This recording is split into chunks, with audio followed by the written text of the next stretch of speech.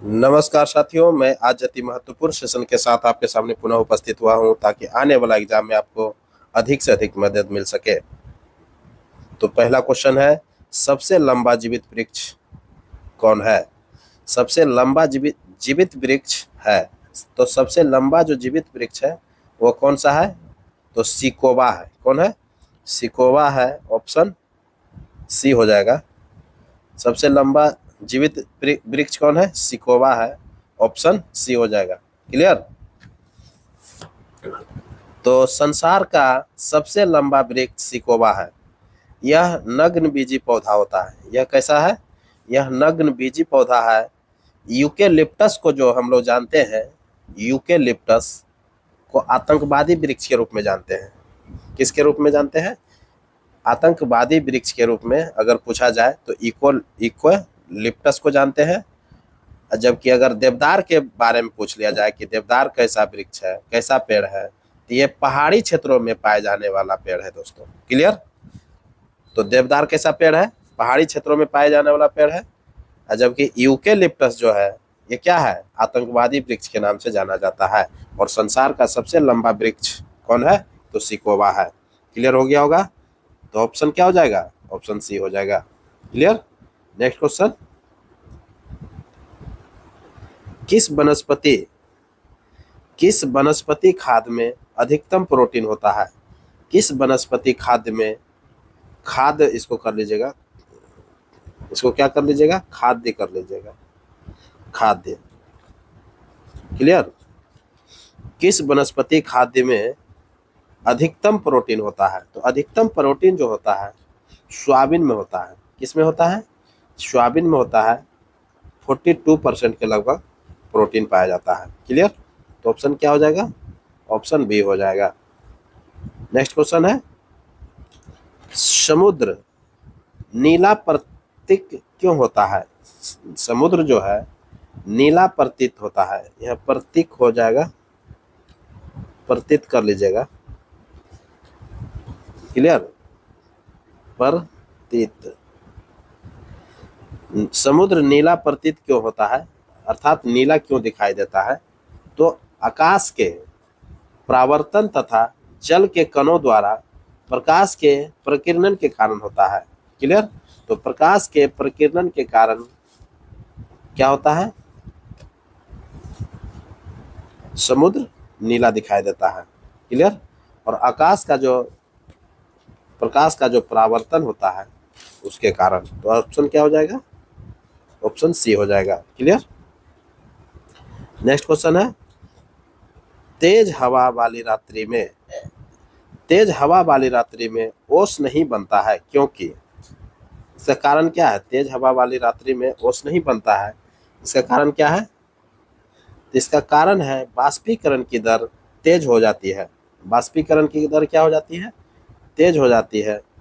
तो यही कारण है कि क्या होगा? तेज हवा वाली रात्रि में ओस नहीं बनता है। जबकि समुद्र नीला क्यों नहीं दिखाई देता है? प्रकीर्णन के कारण। प्रकाश के प्रकीर्णन क्यों होता है? प्रकाश का प्रकीर्णन क्योंकि जल का जो कण होता है उसके कारण जो है प्रकीर्णित होता है। क्लियर? और रंग जो होता है, विकिरण का प्रसार तरंगदैर्घ्य के चतुर्थ घात के व्युत्क्रमानुपाती होता है। ये सभी लोग जानते हैं। जो 7 रंग जो सूर्य में पाया जाता है उसका जो विकिरण होता है, विकिरण का प्रसार तरंगदैर्घ्य के चतुर्थ घात के व्युत्क्रमानुपाती होता है। चूंकि नीले रंग की तरंगदैर्घ्य जो होता है सबसे कम होता है। नीले रंग का तरंगदैर्घ्य क्या होता है? सबसे कम होता है। यही कारण, अतः नीले रंग का जो प्रकाश होता है वो क्या होता है? सबसे अधिक प्रकीर्णित होता है। नीले रंग का प्रकाश क्या होता है? सबसे अधिक प्रकीर्णित होता है। यही कारण है कि क्या होता है? आकाश, समुद्र, आकाश के परावर्तन और जल के प्रकाश के प्रकीर्णन के कारण समुद्र नीला दिखाई देता है, आकाश भी नीला दिखाई देता है। क्लियर? तो इसके कारण हो गया क्यों कि नीले प्रकाश की तरंगदैर्घ्य सबसे कम होता है। यही कारण है कि नीले रंग का प्रकाश जो है सबसे अधिक प्रकीर्णित होता है। क्लियर हो गया होंगे? जबकि तेज हवा जो है वाली रात्रि में ओस नहीं बनने का कारण क्या है? बाष्पीकरण का दर जो है क्या हो जाता है? बहुत तेज हो जाता है, जिसके कारण से जो होता है ओस नहीं बनता है। क्लियर हो गया होगा? बाष्पीकरण की दर अर्थात जो भी ओस बनने के इच्छुक है, जो बनने के लिए सोच रहा है, तो वो नहीं बन पा रहा है।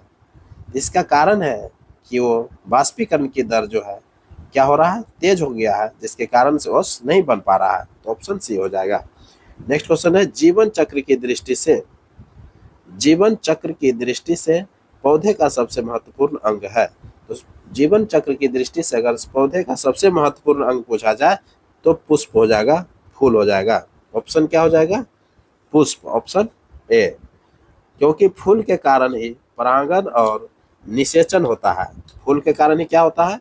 परागन और निषेचन होता है, जिससे पौधे जो है बीज पैदा करते हैं। जिससे पौधा क्या करता है? बीज पौधा पैदा करता है। यही कारण है कि जीवन चक्र की दृष्टि से अगर महत्वपूर्ण अंग माना जाए तो पुष्प को माना जाता है। क्लियर हो गया होगा? ऑप्शन ए हो जाएगा। नेक्स्ट क्वेश्चन है, आर्कियोपटोरिक्स। आर्कियोपटोरिक्स क्या है? आर्कियोपटोरिक्स जो है बहुत इंपॉर्टेंट क्वेश्चन है। ये जुरेसिक युग का सर्व पुरातन पक्षी है। क्या है ये? जुरेसिक युग का सर्व पुरातन पक्षी है। ऑप्शन क्या हो जाएगा? ऑप्शन सी हो जाएगा। क्लियर? यह सरीप तथा पक्षियों के बीच का संयोजक जंतु है। क्या है ये? सरीसृप तथा पक्षी के बीच का जो है संयोजक जंतु है। था बोलिए, क्योंकि आर्कियोपोटेरिक्स जो थे ये जुरेसिक युग का बात कर रहा है, जो कि सर्व पुरातन पक्षी था। इसी युग में सरीसृप वर्ग के विशालकाय प्राणी डायनासोर पाए जाते थे। किस युग में? जुरेसिक युग में। जुरेसिक युग में क्या पाया जाता था? सरीसृप वर्ग के विशालकाय प्राणी था डायनासोर। क्लियर? वो पाए जाते थे। लगभग 6 करोड़ वर्ष पूर्व किसी खगोलीय दुर्घटना के कारण परिणाम स्वरूप डायनासोर का सर्वनाश हो गया, जिससे यह प्राणी जो है सदा के लिए विलुप्त हो गया। तो कब हुआ था? लगभग 6 करोड़ वर्ष पूर्व की बात हो रहा है। क्लियर हो गया होगा? तो जुरेसिक युग, आर्कियोपटेरिक्स अगर पूछा जाए, ये जुरेसिक युग का सर्व पुरातन पक्षी था। क्लियर हो गया होगा? नेक्स्ट क्वेश्चन देखते हैं, एस्पिरिन क्या है? एस्पिरिन क्या है? तो एस्पिरिन जो है एक एंटीपीरियोटिक्स है। क्या है ये? एंटीपीरियोटिक है। ऑप्शन सी हो जाएगा। एस्पिरिन पेड़ के लेटेक्स से प्राप्त होता है, जो एंटीपायरेटिक ज्वर होने पर दी जाती है। यह वेदना निवारक का भी काम करता है। क्या करता है? वेदना निवारक का काम भी करता है। एस्पिरिन के कैल्शियम और सोडियम लवण ज्यादा घुलनशील और कम हानिकारक होते हैं। क्लियर हो गया होगा? नेक्स्ट क्वेश्चन, अपमार्जक क्या है? अपमार्जक बहुत इंपॉर्टेंट क्वेश्चन है, बार बार एग्जाम में पूछा जाता है। अपमार्जक क्या है? शोधन अभिकर्ता है। क्या है ये? शोधन अभिकर्ता है। बार बार कंफ्यूजन कर कर लोग क्वेश्चन गलत मार के आ जाते हैं, तो इसलिए आंसर क्या हो जाएगा? शोधन अभिकर्ता। क्लियर? तो अपमार्जक के बारे में थोड़ा बता दूं। अपमार्जक जो है लंबी श्रृंखला का हाइड्रोकार्बन युक्त शोधन अभिकर्ता है। यह साबुन से उत्तम होता है, क्योंकि यह कैल्शियम, मैग्नीशियम और आयरन के आयनों के साथ घुलनशील क्या होता है? ओ घुलनशील लवण नहीं प्रदान करता है। अपमार्जक जो है जल का पृष्ठ तनाव घटा देता है। अपमार्जक क्या करता है? जल के पृष्ठ तनाव को घटा देता है। क्लियर? तो इस तरह से आप क्लियर हो गए होंगे कि अपमार्जक क्या है। तो शोधन अभिकर्ता है। ऑप्शन बी हो जाएगा। नेक्स्ट क्वेश्चन है, मानव शरीर में श्वसन रंजक क्या है? मानव शरीर में श्वसन रंजक क्या है? तो मानव शरीर में श्वसन रंजक क्या है? तो मानव शरीर में जो है हीमोग्लोबिन श्वसन रंजक का काम करता है। हीमोग्लोबिन क्या करता है? श्वसन रंजक का काम करता है। क्लियर? तो ऑप्शन क्या हो जाएगा? सी हो जाएगा। नेक्स्ट क्वेश्चन, मिर्च में तीखापन किसके कारण होता है। मिर्च में तीखापन जो होता है किसके कारण होता है? तो कैप्साइसिन के कारण होता है। कैप्साइसिन क्या हो जाएगा? कैप्साइसिन हो जाएगा। क्लियर? ऑप्शन सी हो जाएगा। नेक्स्ट क्वेश्चन है, सर्दी जुकाम किसके कारण होता है? सर्दी जुकाम जो है किसके कारण होता है? तो वायरस विषाणु के कारण होता है। किसके कारण होता है? वायरस के कारण होता है। ऑप्शन ए हो जाएगा। नेक्स्ट क्वेश्चन है, वायु दाब सबसे कम होता है। वायु दाब सबसे कम होता है तो कब होता है? वायु दाब सबसे कम ग्रीष्म ऋतु में होता है। कब होता है? ग्रीष्म ऋतु में होता है। ऑप्शन सी हो जाएगा। नेक्स्ट क्वेश्चन है, भारतीय मौसम विज्ञान विभाग, भारतीय मौसम विज्ञान विभाग की स्थापना कब हुई थी? भारतीय मौसम विज्ञान विभाग की स्थापना 1875 में हुआ था। कब हुआ था? 1875 में हुआ था। ऑप्शन ए हो जाएगा। नेक्स्ट क्वेश्चन है, सरसों के पौधों का, सरसों के पौधों का कौन सा भाग खाने योग्य है? तो सरसों का जो पौधा होता है उसका कौन भाग खाया जाता है? बीज खाया जाता है और पत्ती भी खाया जाता है। तो पत्ती और बीज हो जाएगा। क्लियर? तो ऑप्शन बी हो जाएगा। बीज एवं पत्तियां खाया जाता है। क्यों? बीज का हम लोग सरसों तेल खाते हैं और पत्तियां का साग खाते हैं। क्लियर? नेक्स्ट क्वेश्चन, किस धातु को, किस धातु को केरोसिन में संरक्षित रखा जाता है? किस धातु को केरोसिन में संरक्षित रखा जाता है? तो संरक्षित जो है कौन सा धातु को रखते हैं? केरोसिन की बात कर रहा है तो सोडियम को रखा जाता है। सोडियम को कहाँ रखते हैं? मिट्टी तेल में रखते हैं, केरोसिन तेल में रखते हैं। जबकि फास्फोरस जो है किस में रखा जाता है?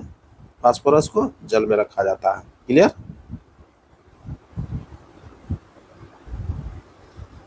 तो किस धातु को केरोसिन में संरक्षित रखा जाता है? सोडियम को। अगर फास्फोरस को पूछा जाए तो उसको जल में रखते हैं। क्लियर? नेक्स्ट क्वेश्चन है, विटामिन ए का अच्छा स्रोत कौन है? विटामिन ए का अच्छा स्रोत पूछा जा रहा है तो मछली का तेल हो जाएगा। Clear? Option B. Next question है, प्रोटीन में कितने न्यूट्रॉन होते हैं? देखिए ये प्रोटियम है, सॉरी गलती बोल दिए थे। प्रोटियम में कितने न्यूट्रॉन होते हैं? तो प्रोटियम में जो होता है 0 न्यूट्रॉन होता है। कितने न्यूट्रॉन होता है? एक भी न्यूट्रॉन नहीं होता है। तो ऑप्शन सी हो जाएगा। ये जो प्रोटियम है इसमें अगर पूछा जाए तो न्यूट्रॉन की संख्या कितना होता है? 0 होता है। क्यों? क्योंकि प्रोटियम, ड्यूटेरियम और ट्रिटियम ये 3 प्रकार के जो होता है हाइड्रोजन का समस्थानिक होता है। किसका समस्थानिक होता है? हाइड्रोजन का समस्थानिक होता है, जिसमें प्रोटियम में जो है एक भी न्यूट्रॉन नहीं होता है। क्लियर? ऑप्शन ए हो जाएगा। नेक्स्ट क्वेश्चन देखते हैं, टमाटर का लाल रंग क्यों होता है? टमाटर का लाल रंग क्यों होता है? तो लाइकोपिन के कारण होता है। सभी लोग जानते हैं टमाटर का रंग लाइकोपिन के कारण होता है लाल रंग। Option A. नेक्स्ट क्वेश्चन है, शरीर के जोड़ों में, शरीर के जोड़ों में गठिया रोग किसके जमाव से होता है? तो सभी लोग जानते हैं इसको भी कि शरीर के जोड़ों में जो गठिया रोग होता है किसके जमाव से होता है? तो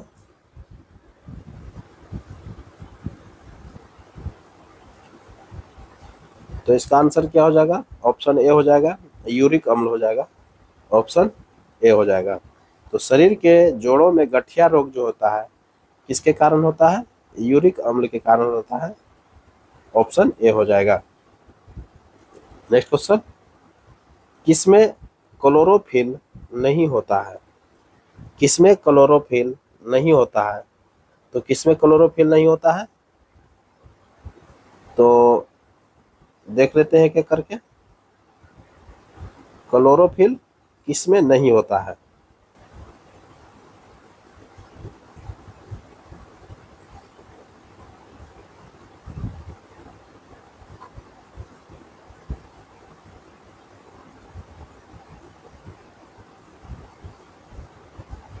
तो किसमें क्लोरोफिल नहीं होता है? तो इसका क्या हो जाएगा? नन ऑफ दीज हो जाएगा। नहीं पूछ रहा है, क्या पूछ रहा है?